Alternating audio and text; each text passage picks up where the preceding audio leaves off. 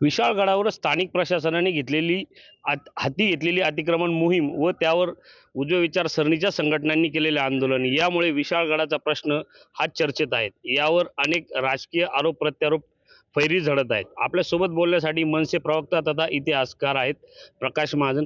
काका, काय सांगाल? सध्या विशाळगडाचा प्रश्न जो आहे तो चर्चेत आहे, काय आपली प्रतिक्रिया या सर्वप्रथम तर मी इतिहासाचा वाचक आहे, त्याच्यामुळे मी इतिहासकार वगैरे असं काही नाही।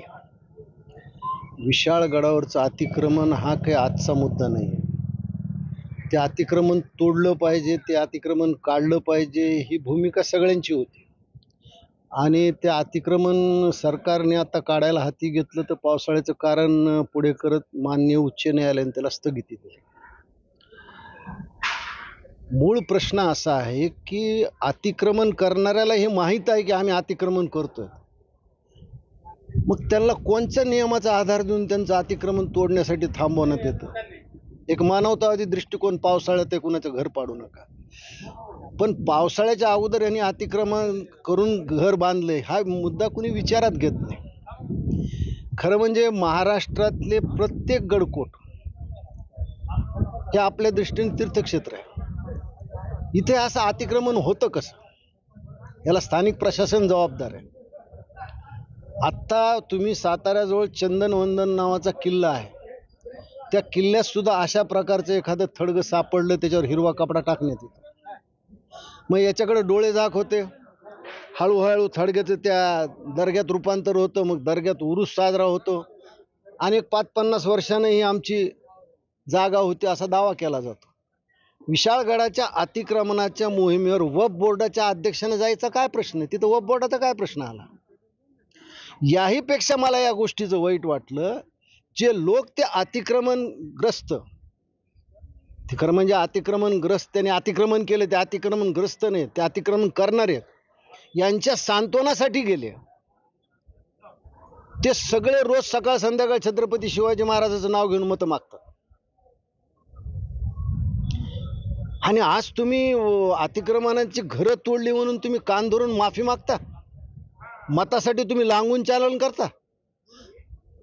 खाली जे गजापूर नावाचं गाव आहे, त्या गावात नवीन मुस्लिम वस्ती आली कुठून? त्या वस्तीत दंगलखोरांनी जे काही केलं त्याचं समर्थन कोणी करत नाही, पण ते दंगलखोर हिंदू धर्माचे होते असं बेधडक तुम्ही म्हणता कसं? ते दंगलखोर असते ते दुसऱ्या धर्माचे असू शकतात, पण तुम्ही हे विधान केलं। आणि याही पेक्षा शर्मीची गोष्ट अशी आहे की कोल्हापूरचे खासदार छत्रपती शाहू महाराज, स्वतः अजित पवार हे सगळे अतिक्रमण करणाऱ्याचे डोळे पुसायला गेले, त्याच रस्त्यावरून गेले ज्या रस्त्यावर बाजीप्रभूची समाधी आहे। याच्यापैकी कुणीही तिथं गेलं नाही बाजीप्रभूच्या समाधीवर नतमस्तक व्हायला। हे मोठं दुर्दैव आहे, या महाराष्ट्राचं हे फार मोठं दुर्दैव आहे की तुम्ही अशा लोकांचे डोळे पुसायला जातात ज्यांनी हे अतिक्रमण केलंय। यासीन भडकल सारख्याला तिथं आधार दिला, पण तुम्हाला त्याच रस्त्याने 1 फरलांगभर अंतरावर बाजीप्रभूची समाधी आहे, तिथं फुलाजी शंभूसिंग जाधव धारातीर्थी पडले, ते तुम्हाला दिसत नाही।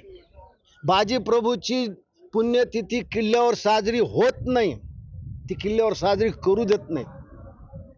मग शेवटी आमच्याच महाराष्ट्रात आमच्या शिवछत्रपतीचे गडकोट जसे भ्रष्ट होणार असतील तर मराठी माणसानं किती वेळ याच्या सहनशक्ती ठेवावी?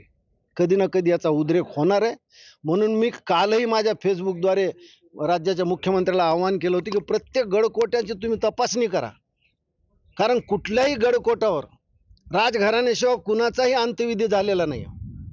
छत्रपती शिवाजी महाराजांनी त्यांच्या आयुष्यात कुठल्याही किल्ल्यावर मस्जिद बांधली नाही। हे सगळे थडगेच म्हणतो, यांना थडगे काढले पाहिजेत। मलिक चा जो रिहानचा जो दर्गा म्हणतात तो 5x6 आहे। आज तिथं किती मोठी मस्जिद उभा राहिली हे पाहिलं पाहिजे। पावसाळ्यानंतर ही मोहीम शासनाने हाती घ्यावी आणि सगळे अतिक्रमण काढून गडकोटाला मोकळा श्वास घ्यायला दिला पाहिजे असं मला वाटतं। एकंदरीतच या प्रश्नावर इम्तियाज जलील ओवैसी यासारखेच काही नेते देखील रिॲक्ट होत आहेत आणि काही ठिकाणी धरणे आंदोलन सुद्धा केले जात आहेत। काय सांगेल? इम्तियाज जलीलनं तर परवा स्पष्ट सांगितलं की खासदार छत्रपती शाहू आमच्या मतावर दिल्लीला गेलेत, म्हणजे तुमची ही मगरुरी? उद्याचं कुणी उठून औरंगजेबाच्या कबरीवर अतिक्रमण केलं तर तुम्ही सहन करताल?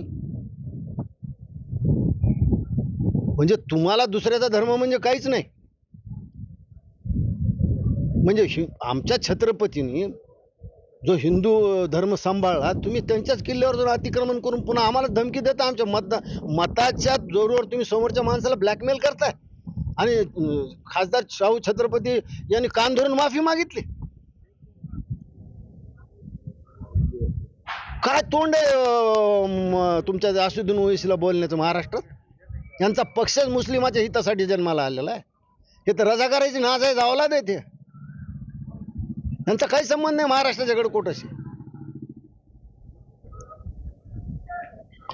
विशाळगडावरचा जो काही प्रश्न आहे, स्थानिक प्रशासनाने जी काही अतिक्रमण मोहीम हाती घेतलेली आहे ती अतिक्रमण मोहीम पूर्ण करावी असं मनसे प्रवक्ते तथा प्रकाश महाजन हे यांनी आपल्यासोबत बोलताना सांगितलं आहे. संदीप जेजुरकर, एबीपी माझा, मालेगाव, नाशिक.